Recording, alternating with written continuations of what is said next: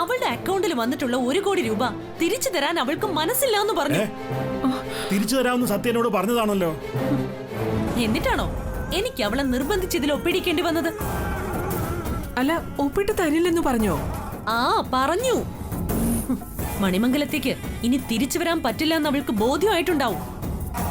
അതുകൊണ്ടാവും കത്തുന്ന പുരയിൽ നിന്ന് ഒരു കഴുക്കോലെങ്കിലും ആവട്ടെ എന്ന് അവളങ്ങ് കരുതിയത്. കാശ് തരാൻ മനസ്സിലാന്നും എന്നോട് ഇറങ്ങി പൊയ്ക്കോളാനോ പറഞ്ഞത്. 1 കോടി രൂപ കയ്യിലുള്ളതിന്റെ അഹങ്കാരം അല്ലാതെ എന്താ പറയാ? സത്യം അങ്ങനെയൊന്നും പറയില്ല. അതാ ഞാൻ പറഞ്ഞത്. അച്ഛന് ഇപ്പോഴും എന്നെയാണോ വിശ്വാസം അതോ അവളെയാണോ? എനിക്ക് നിങ്ങളെ രണ്ടുപേരെയും ശരിക്കും അറിയാവുന്നതുകൊണ്ടാ. എന്നെ അറിയായിരിക്കും, പക്ഷേ സത്യം അച്ഛന് ശരിക്കും മനസ്സിലായിട്ടില്ല. നോക്കിക്കോ, അച്ഛനെയും ഒരിക്കൽ അവള് തള്ളിപ്പറയും. അപ്പോഴെങ്കിലും അവളെ മനസ്സിലാക്കിയാ മതി. അവിടെ അവളുടെ അമ്മയും അച്ഛമ്മയൊന്നും ഉണ്ടായിരുന്നില്ലേ? എല്ലാവരും ഒറ്റക്കെട്ട അമ്മേ. മണിമംഗലം ബിൽഡേഴ്സിന്റെ ഷെയർ കിട്ടിയതിന്റെ ആഘോഷത്തിലായിരുന്നു എല്ലാവരും. കാശ് തിരിച്ചടയ്ക്കേണ്ട കാര്യം പറഞ്ഞപ്പോഴേ എല്ലാത്തിന്റെയും സ്വഭാവം അങ്ങ് മാറി. എന്നെ തല്ലിയില്ലെന്നേ ഉള്ളൂ. ആദ്യമായിട്ടായിരിക്കും ഇത്രയും കാശ് സ്വന്തം പേരിൽ വരുന്നത്. അതിന്റെ ആവും. അവസാനമായിട്ടും ഇനി ഈ ക്യാഷ് തന്നെ ആയിരിക്കണം അവളുടെ അക്കൗണ്ടിലേക്ക് എത്തുന്നതും. അച്ഛാ, ഇതാ ദേ ഈ ഒപ്പുണ്ടല്ലോ, അത് അച്ഛന്റെ മരുമോള് സ്നേഹപൂർവ്വം ഇട്ട് തന്നതൊന്നുമല്ല. സ്വന്തം മകളായ ഞാൻ പിടിച്ചെടുത്ത് തരുന്നതാ. അതോർത്താ നന്ന്.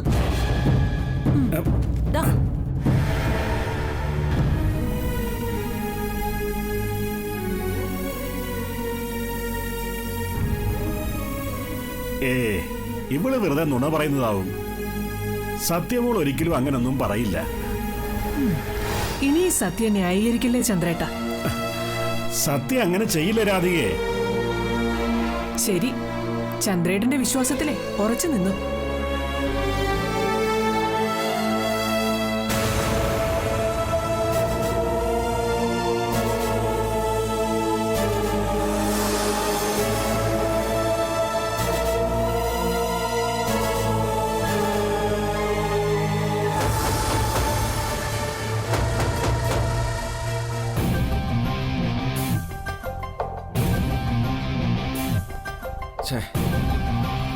അപ്പൊ നമ്മൾ വിചാരിക്കുന്നത് പോലെ അല്ലല്ലോ കാര്യങ്ങള്. അവർക്ക് എന്തൊക്കെയോ സംശയങ്ങളുണ്ട്, അതുകൊണ്ട് അവരിത് വാങ്ങായിരുന്നു. ഇതൊക്കെ ഞാൻ തന്നുവിട്ടാ നിങ്ങൾ അവരോട് പറഞ്ഞോ? ഇല്ല, പക്ഷെ അവർക്ക് സാറിന് സംശയമുണ്ട്. എന്നെ എന്തിനാ അവര് സംശയിക്കുന്നത്? അതൊന്നും എനിക്കറിയത്തില്ല. തൽക്കാലം ഈ ഫോൺ എന്റെ ഇരിക്കട്ടെ. എടുത്തോ. അപ്പൊ ഈ കുരുവിക്ക് നത്തോലിക്ക് വാങ്ങിയ നിക്കറുകള് അത് ആർക്കെങ്കിലും കൊടുത്തേക്കേ. എന്തിനാ ആർക്കെങ്കിലും കൊടുക്കുന്നു? ഇതൊക്കെ ഞാൻ ഇട്ടോളാം.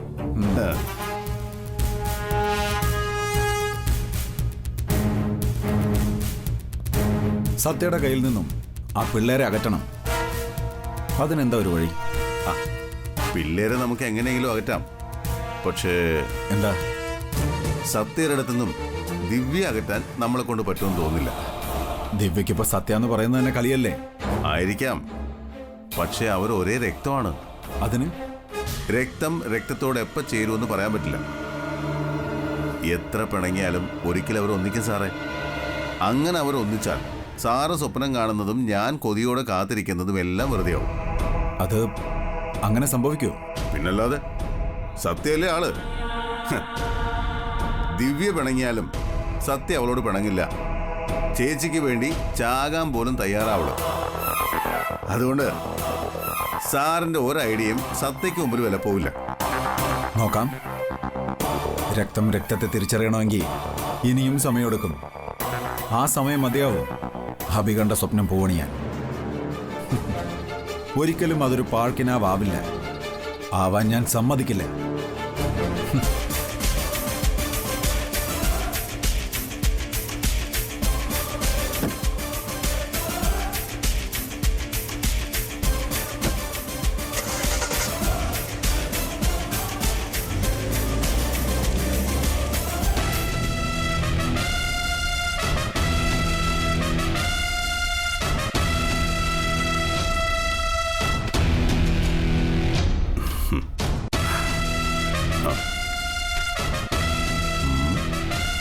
ഈ നിക്കറും കളസമൊക്കെ എനിക്ക് പാകാകുമോ എന്തോ. എന്തായാലും കിട്ടിയതല്ലേ. ഉം?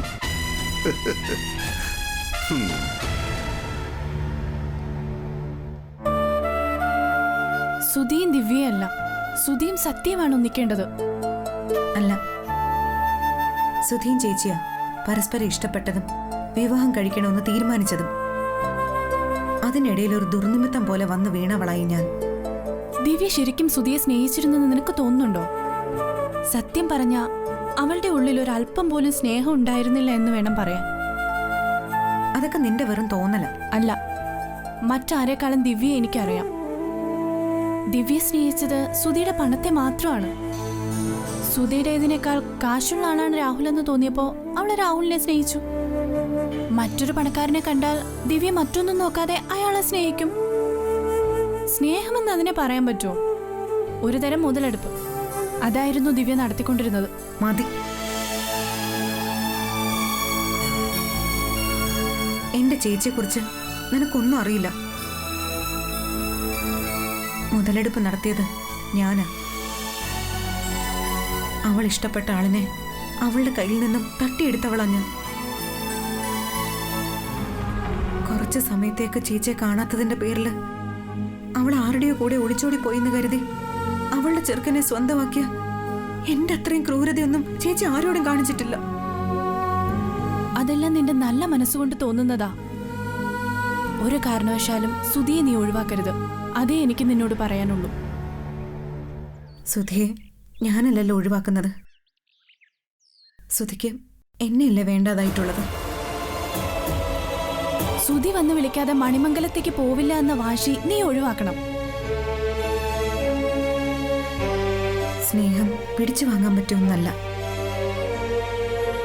പിടിച്ചു വാങ്ങുന്ന സ്നേഹം എന്നെങ്കിലും അതിന്റെ ഉടമസ്ഥൻ തിരികെ ചോദിക്കും. അപ്പോ നമ്മളത് തിരിച്ചു കൊടുത്തേ പറ്റൂ. അപ്പോ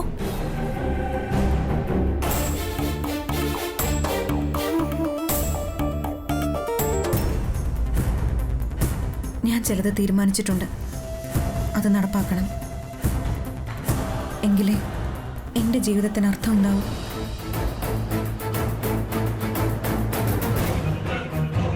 എന്റെ പൊന്നെണ്ണ, നിങ്ങൾ എന്നെ ഇങ്ങനെ ചോദ്യം ചെയ്താലൊന്നും മണിമംഗലം ബിൽഡേഴ്സിന് ഒരു കാര്യം കിട്ടാൻ പോണില്ല. ഒന്നാമത് എനിക്ക് അവിടെ നടക്കണമെന്നും അറിയേയില്ല. ഇപ്പൊ സത്യയുടെ പേരിൽ നിന്നും മാറ്റുന്ന ഷെയർ അതാരുടെ പേരിലേക്കാണെന്ന് നിനക്കറിയാം. ചേട്ടാ, ഈ മനുഷ്യനെ ഞാൻ എങ്ങനെ പറഞ്ഞു മനസ്സിലാക്കാൻ? ചേട്ടാ, ഷെയർ എന്ന് വെച്ചാൽ ബിവറേജിൽ നിന്ന് ഷെയർ ഇട്ട് സാധനം വാങ്ങിച്ച് അടിക്കണം മാത്രമേ എനിക്കറിയൂ. അല്ലാതെ ഒരു ഷെയർ എന്താണെന്നോ എങ്ങനെയാണെന്നോ എനിക്കറിയില്ല. നീ ഭയങ്കര നമ്പറാണെന്ന് എനിക്കറിയാം. ആ പാവം സുധിയെ വട്ടുപിടിപ്പിച്ച് കൂടെ നടന്നവനല്ലേ? അവനെ എന്റെ ഫ്രണ്ടാ. ഫ്രണ്ട്? നീ ഒറ്റ ഒരുത്തനാ ആ കോളനി പെണ്ണിനെ അവന്റെ തലയിൽ കെട്ടിവെച്ചത്. അപ്പൊ നിങ്ങൾ സുധിയുടെ പക്ഷത്താണല്ലേ? അല്ല, അവന് വേണ്ടി സംസാരിക്കണമെന്നോട് ചോദിച്ചതാ. ആ, ഞാൻ അവന്റെ ഒപ്പാ. മുങ്ങിച്ചാകാൻ പോകുന്നവനെ ചേർത്ത് പിടിച്ച് ആഴക്കടലിലേക്ക് ഞാൻ കൊണ്ടുപോകും. എന്നിട്ട് അവനെ ശ്വാസം മുട്ടിച്ച് ഞാനങ്ങ് രക്ഷപ്പെട്ടു പോരും. മനസ്സിലായോടാ ക്ലീറ്റസേ?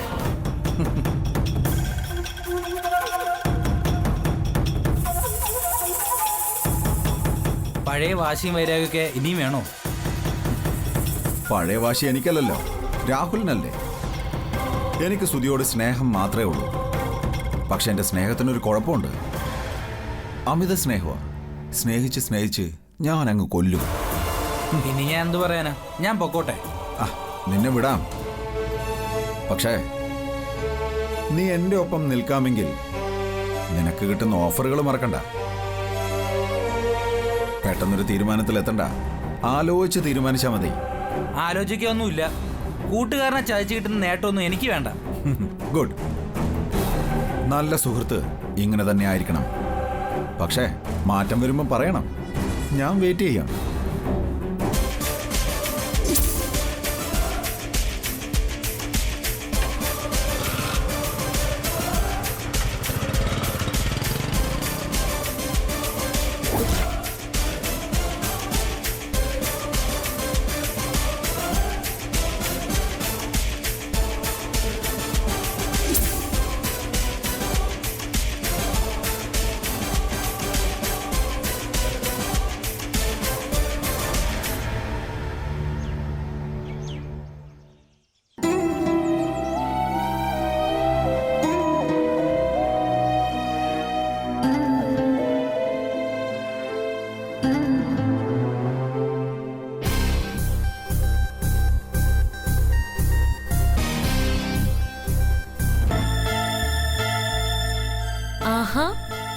അച്ഛനിത് എത്രാമത്തെ തവണ ഇന്ന് പത്രം വായിക്കുന്നത്?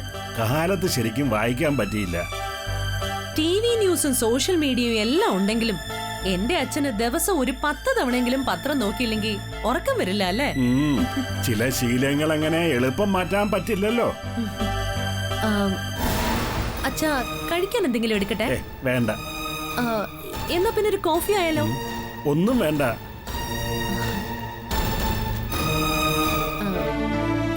ഈയിടെയായിട്ട് അച്ഛന് ഭക്ഷണകാര്യങ്ങളിലൊന്നും ഒരു ശ്രദ്ധയില്ല കേട്ടോ. ദിവസം ചെല്ലുന്തോറും ക്ഷീണിച്ച് വരിക അച്ഛൻ. എന്റെ പൊന്നുമോൾക്ക് കാശ് വല്ലതും വേണോടി? അതെന്താ അച്ഛൻ അങ്ങനെ ചോദിച്ചേ? ഒന്നുമില്ല, പതിവില്ലാത്ത ചില പെരുമാറ്റം കണ്ടതുകൊണ്ട് ചോദിച്ചതാ. അച്ഛന് ഞാൻ അങ്ങനെ കാപ്പിയൊന്നും എടുത്തു തരാറില്ലേ? ഓ ഉണ്ട്, ഇല്ലെന്നല്ല. പിന്നെ എന്തിനാ അച്ഛൻ എന്നെ വെറുതെ ദേഷ്യം പിടിപ്പിക്കുന്നേ? നിനക്ക് എന്നോട് എന്തോ സാധിച്ചെടുക്കാനുണ്ട്. അതെന്താണെന്ന് എളുപ്പം പറഞ്ഞാ നമുക്ക് ആ കാര്യത്തിലേക്ക് കടക്കാമെന്ന്. എനിക്കൊന്നും സാധിച്ചെടുക്കാനൊന്നുമില്ല. പറ്റുമെങ്കിൽ സുധിയുടെ കാര്യം സാധിപ്പിച്ചു കൊടുത്തേക്ക്. അവനെങ്കിലും സന്തോഷത്തോടെ ഒന്ന് ജീവിച്ചോട്ടെ.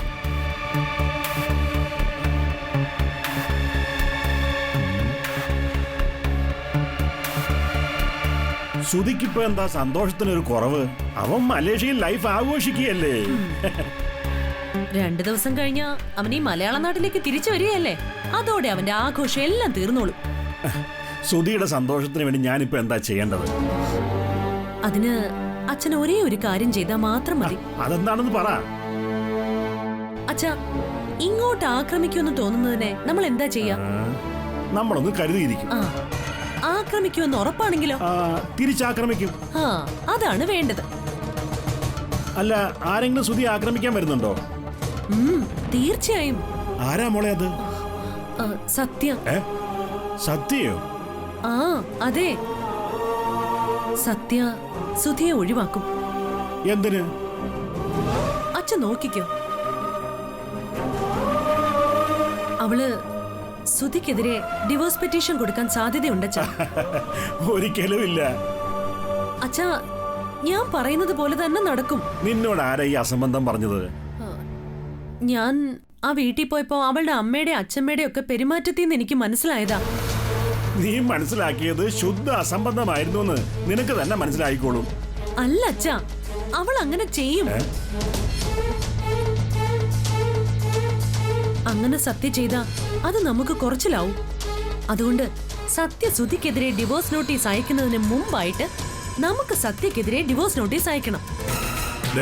മിണ്ടി പോവരുത്. വേർപിരിയാൻ വേണ്ടിയല്ല സുധിയും സത്യ ഒന്നിച്ചത്. ഒന്നിച്ചതല്ലോ, ഒന്നിപ്പിച്ചതല്ലേ അവരെ. എന്തായാലും അവര് വേർപിരിയും. അതിനുള്ള ഒരുക്കങ്ങള് സത്യ തുടങ്ങി കഴിഞ്ഞു എന്നൊക്കെയാ കേട്ടത്. മണിമംഗലത്തുകാരെ വേറെ ഒരു കോളനി പെണ്ണ് ചവച്ചു തുപ്പും. ആ നാണക്കേടിൽ നിന്ന് രക്ഷപ്പെടണമെങ്കിൽ അവളുടെ നോട്ടീസ് ഈ വീട്ടിലെത്തുന്നതിന് മുൻപ് ഡിവോഴ്സ് ആവശ്യപ്പെട്ടുകൊണ്ടുള്ള സുധിയുടെ പരാതി അവളുടെ വീട്ടിലെത്തിയിരിക്കണം. ഇല്ല, ഒരിക്കലുമില്ല. സുധിയെ വേർപിരിയാൻ സത്യ ഒരിക്കലും തയ്യാറാവില്ല. അച്ഛൻ ഇപ്പോഴും അവളെ അന്ധമായിട്ട് വിശ്വസിക്കുക. സത്യയോട് എനിക്കുള്ളത് അന്ധമായ വിശ്വാസം തന്നെയാണ്. കാരണം അവൾ സ്നേഹമുള്ളവളാ. അഥവാ അവളുടെ മനസ്സിൽ സുധിയെ ഒഴിവാക്കണമെന്നൊരു ചിന്തയുണ്ടെങ്കിൽ ആ കാര്യം അവൾ ആദ്യം ഡിസ്കസ് ചെയ്യുന്നത് എന്നോടായിരിക്കും. അതുകൊണ്ട് എന്റെ മുമ്പിൽ വേഷം കെട്ടെടുക്കാണ്ട് പോകാൻ നോക്ക്. ഞാൻ പൊയ്ക്കോളാം. പക്ഷെ മണിമംഗലത്തുകാരെ അവഗണിച്ചുകൊണ്ട് സത്യയുടെ ഡിവോഴ്സ് പെറ്റീഷൻ ഈ വീട്ടിൽ വരുമ്പോ നെഞ്ചുവേദനയുള്ള എന്റെ അച്ഛനെ തളർന്നു വീഴരുത്. അത് ഓർമ്മപ്പെടുത്താൻ കൂടിയാ ഞാനിപ്പോ വന്നത്.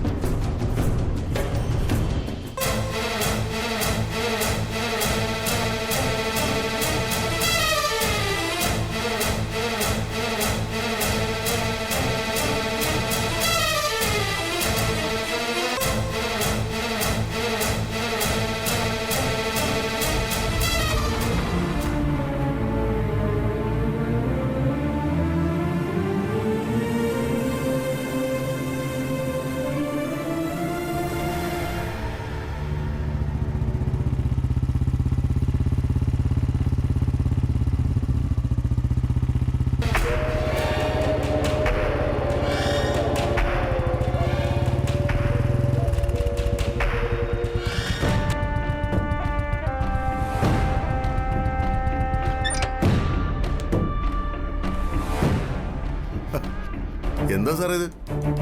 കുറച്ചു മുമ്പ് നമ്മൾ കണ്ട് പിരിഞ്ഞതല്ലേ ഉള്ളൂ. ഇപ്പൊ പപ്പനെ കാണാതെ അഭിസാറിന് 1 മിനിറ്റ് പോലും മാറി നിൽക്കാൻ പറ്റാതായല്ലേ. എവിടെയാ വീട്? ആ, ഇവിടെ കോളനി എടുത്ത. ആ മതി മതി. അല്ല, സാറിപ്പോ വിളിച്ചത് ആ പുതിയ ഫോൺ തിരിച്ചു തരണമെന്ന് പറയാൻ പറ്റുവാണോ? അത് ഞാൻ തരില്ല. പത്മനാഭൻ ചേട്ടൻ്റെ ഈ സ്വഭാവത്തിന്റെ ഒരു അംശം അവക്ക് കിട്ടിയിരുന്നെങ്കിൽ അവൾ ഇങ്ങനെ ചെയ്യില്ല. ആര്? സത്യോ? ആ സത്യമല്ല വിഡിത്തോ ഒപ്പിച്ചോ? വിഡ്ഢിത്തം എന്നല്ല അതിന് പറയാ. സത്യ ഒരു ബുദ്ധിമതിയായ കുട്ടിയായിരുന്നു എന്നാ ഞാൻ കരുതിയത്.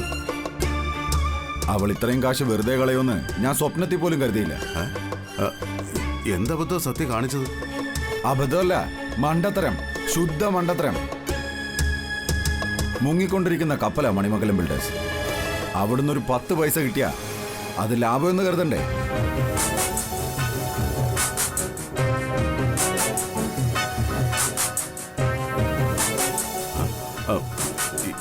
എന്താ സാറേ, എന്താ സംഭവിച്ചത്?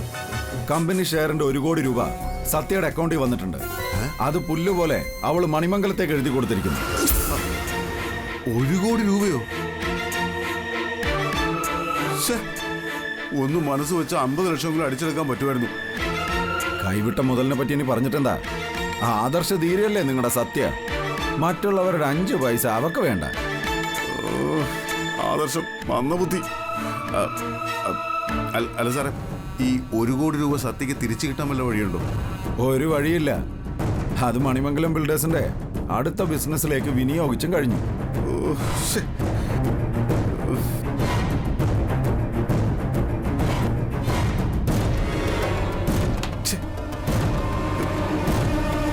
ഏട്ടന്റെ മകളായിപ്പോയി. എന്റേതെങ്ങനെ വരുന്നെങ്കിൽ വെട്ടി കൊന്നേനെ ഞാൻ. എന്നാലും 1 കോടി രൂപ ചുമ്മാ കളയാന്ന് വെച്ചാ? മണിമംഗലത്തുകാരനി സത്യ തിരിച്ചു വിളിക്കുമെന്ന് തോന്നുന്നുണ്ടോ? ഒരിക്കലുമില്ല. സുധിക്കും അവളെ ഇനി വേണ്ട. ആ സ്ഥിതിക്ക് കിട്ടിയതും കൊണ്ട് രക്ഷപ്പെടാൻ നോക്കാതെ സത്യസന്ധത തെളിയിക്കാൻ പോയിരിക്കുന്നു. സാറ് പറഞ്ഞാ ശരി. സത്യ വിട്ടി തന്നെയാ, പമ്പര വിട്ടി. ഞാൻ പോവാ സാറേ. അവളെ ഇന്ന് 4 ചീത്ത പറഞ്ഞാൽ എനിക്ക് ഉറക്കം പറ്റത്തില്ല.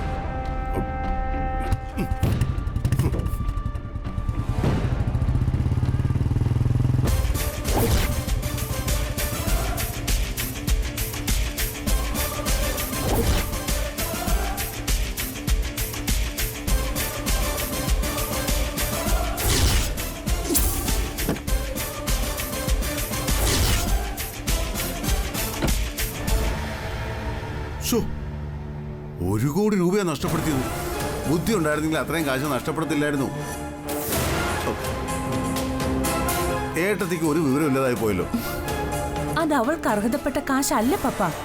അത് മണിമംഗലം ബിൽഡേഴ്സിന്റെ കാശല്ലേ? എന്ത് മണിമംഗലം? ഇന്നോ നാളെയോ സുധി സത്യം ഒഴിവാക്കിയാലോ? അപ്പൊ മാനത്തേക്ക് നോക്കി കണ്ണീർ ഒലിപ്പിച്ചിട്ട് ഒരു കാര്യം ഉണ്ടാവില്ല.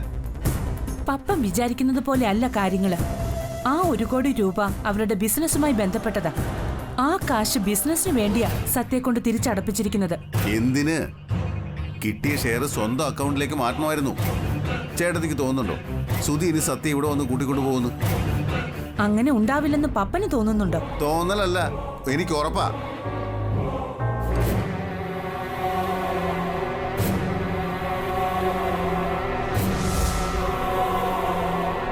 അതുകൊണ്ടാ ഞാൻ പറഞ്ഞത് കയ്യിൽ കിട്ടിയതിനെ ഉപേക്ഷിക്കാൻ പാടില്ലായിരുന്നു എന്ന്.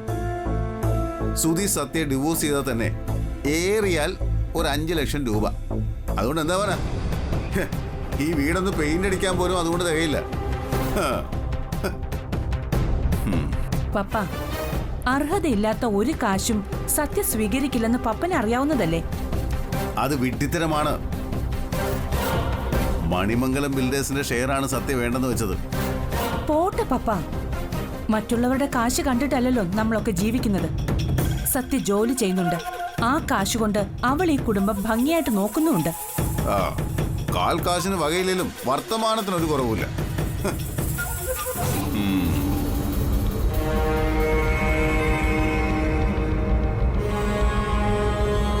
സത്യ ഭംഗിയായിട്ട് കുടുംബം നോക്കുന്നുണ്ട്.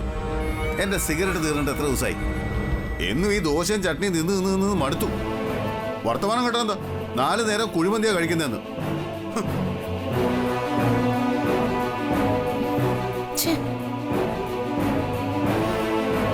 അന്നേ അമ്മ പറഞ്ഞതാ ഇതൊരു വലിയ പ്രശ്നമാവുന്ന.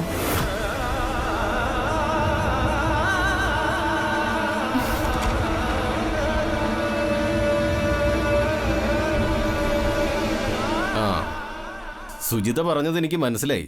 പക്ഷേ അത് പിടിക്കപ്പെട്ടാൽ ക്രിമിനൽ കുറ്റമാ. ഒരു വക്കീലായ ഞാൻ ജയിലിൽ പോകേണ്ടി വരും. പിടിക്കപ്പെടില്ല സാർ. അങ്ങനെ തീർത്ത് പറയാൻ പറ്റില്ല. ഇതിനു വേണ്ടി എത്ര കാശ് വേണമെങ്കിലും തരാൻ ഞാൻ തയ്യാറാ. അതൊക്കെ എനിക്കറിയാം. സുജിത എനിക്ക് ഞാൻ ചോദിക്കുന്ന കാശ് തരുമെന്നുള്ള കാര്യത്തിൽ എനിക്ക് ഒരു സംശയവുമില്ല. ഞാൻ ആലോചിച്ചിട്ട് സത്യം ഒഴിവാക്കാൻ ഇതല്ലാതെ വേറെ ഒരു വഴിയും കാണുന്നില്ല. ആ, സുജിത പറയും പോലെ എല്ലാം ഞാൻ ചെയ്യാം. പക്ഷേ അത് സുജിതയുടെ അച്ഛനും മറ്റുള്ളവരും വിശ്വസിക്കണ്ടേ? വിശ്വസിപ്പിക്കുന്ന കാര്യമൊക്കെ ഞാൻ ഏറ്റു. എന്തായാലും സത്യയുടെ ഒപ്പ് അത് നിർബന്ധമാ. അത് ഞാൻ സംഘടിപ്പിക്കാമെന്ന് പറഞ്ഞില്ലേ? ആ, നമുക്ക് നോക്കാം അല്ലേ? ആ, സുധിയുമായുള്ള ബന്ധം തുടരാൻ താല്പര്യമില്ലെന്ന് പറഞ്ഞുകൊണ്ട് സത്യ നൽകുന്ന ഡിവോഴ്സ് നോട്ടീസ്, അതാണ് വേണ്ടത്. സത്യ ഈ വിവരം അറിയുമ്പോ ഞാൻ അങ്ങൊരു ഡിവോഴ്സ് പെറ്റീഷൻ അയച്ചിട്ടില്ല എന്ന് പറഞ്ഞാലോ? പറയില്ല. എന്തുകൊണ്ട്? അതിനു മുമ്പ് സുധി അവളെ ഒഴിവാക്കിയിരിക്കും. ഭാര്യ ഭർത്താവിനെ ഒഴിവാക്കണമെങ്കിൽ അതിന് തക്കതായ കാരണങ്ങൾ വേണം. സത്യ സുധിക്കെതിരെ നൽകുന്ന ഡിവോഴ്സ് നോട്ടീസിലെ പരാതിയെക്കുറിച്ചല്ലേ സാർ പറയുന്നത്? യെസ്. സാധാരണ എല്ലാ ഭാര്യമാരും ചെയ്യുന്ന പരാതി പോലെ നിർബന്ധമായും ഡിവോഴ്സ് കിട്ടുന്ന വിധത്തിലുള്ള കാരണങ്ങളായിരിക്കണം അവൾ ചൂണ്ടിക്കാണിക്കേണ്ടത്. കേട്ടാൽ എന്റെ അച്ഛൻ ചന്ദ്രദാസ് പോലും നടുങ്ങണം.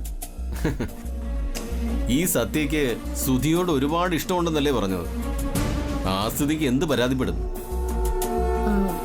സുധിയുടെ മദ്യപാനം, അവന്റെ പരസ്ത്രീ ബന്ധം, വീട്ടിലേക്ക് പോന്നിട്ടും ഇതുവരെ അന്വേഷിക്കാതിരിക്കൽ, കുഞ്ഞുങ്ങൾ ഉണ്ടാവാത്തതിന്റെ പ്രശ്നങ്ങൾ, അങ്ങനെ എന്തോ ആവാലോ. ഓക്കെ, ഇതെല്ലാം കൂടെ വെച്ച് സത്യ സുധിക്കെതിരെ അയക്കുന്ന ഒരു ഡിവോഴ്സ് നോട്ടീസ്, അക്കാര്യം ഞാൻ ഏറ്റു.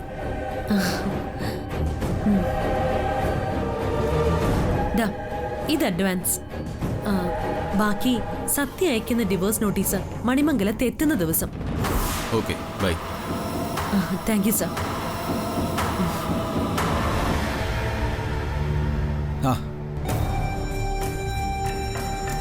ഹലോ.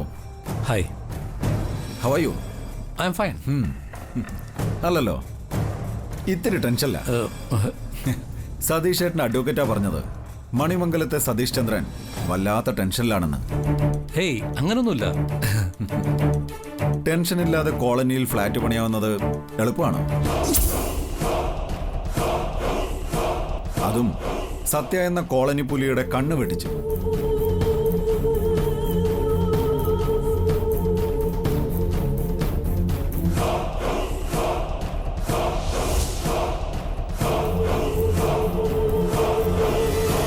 എന്താ സതീഷ് ചേട്ടാ? ഹേയ്, നമ്മുടെ ഫസ്റ്റ് മീറ്റിംഗ് അല്ലേ ഇത്?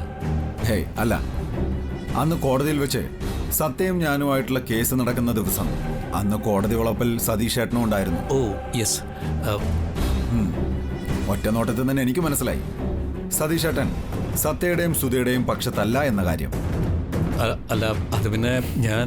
വേണ്ട സതീഷ് ചേട്ടാ, നമ്മൾ തമ്മിൽ ഒന്നിക്കാൻ തീരുമാനിച്ച സ്ഥിതിക്ക് ഇങ്ങനെയുള്ള ഒളിച്ചോട്ടങ്ങൾ ഒഴിവാക്കാം.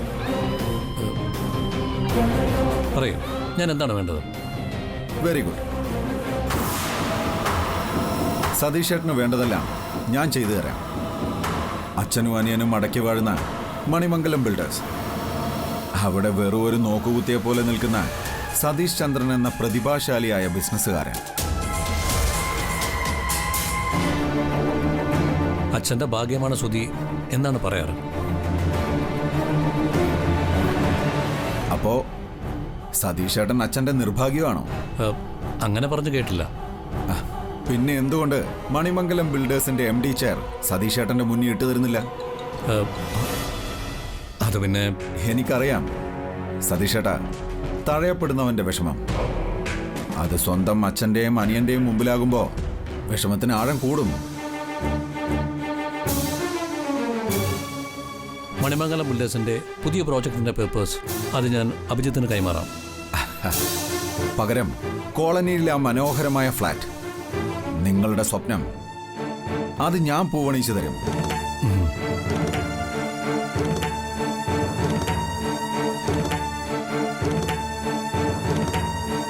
എന്തുപറ്റി? അച്ഛനെയും മണിമംഗലം ബിൽഡേഴ്സിനെയും വഞ്ചിക്കേണ്ടി വരുമെന്ന ശങ്കയാണോ? അതെ, ഞാൻ അച്ഛനോട് ചെയ്യുന്ന വലിയൊരു അപരാധമായിരിക്കും ഇത്. ബിസിനസ്സിൽ അച്ഛനും മകനും ഇല്ല. അതാണ് ബിസിനസിന്റെ ആദ്യ പാഠം. അത് സതീഷ് ചേട്ടൻ അറിയാതിരിക്കില്ലല്ലോ. എന്താണെന്നറിയില്ല, ഒരു കുറ്റബോധം. കുറ്റം ചെയ്യാത്തവൻ എന്ത് കുറ്റബോധം? നിങ്ങൾ ചെയ്യുന്നത് നിങ്ങളുടെ ജോലിയാണ്, ഒരു ബിസിനസ്സുകാരന്റെ ജോലി. മക്കൾ അച്ഛനേക്കാൾ വലിയ ബിസിനസ്സുകാരാവണം. ആ കാര്യത്തിൽ ഒരു പരിധി വരെ സുധി ജയിച്ചു കഴിഞ്ഞു.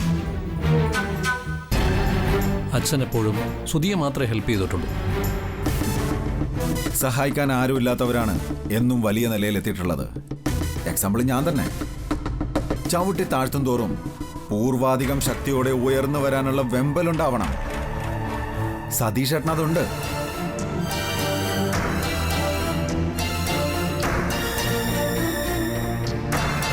എനിക്ക് നമ്പർ 1 ബിസിനസ്സുകാരനാണ്. മണിമംഗലം ബിൽഡേഴ്സിന്റെ തണലിൽ എനിക്ക് നിലനിൽപ്പില്ലാന്നറിയാം. പരസ്പരം ഒന്നിച്ചു നിന്നാൽ നമ്മൾ രണ്ടുപേരുടെയും ആഗ്രഹം സഫലമാകും. കൂടെ നിൽക്കാൻ സമ്മതമാണെങ്കിൽ പറയും. ഡൺ. ഓക്കെ, ഇനി ബിസിനസ് സാമ്രാജ്യം നമ്മുടെ കൈകളിലായിരിക്കും.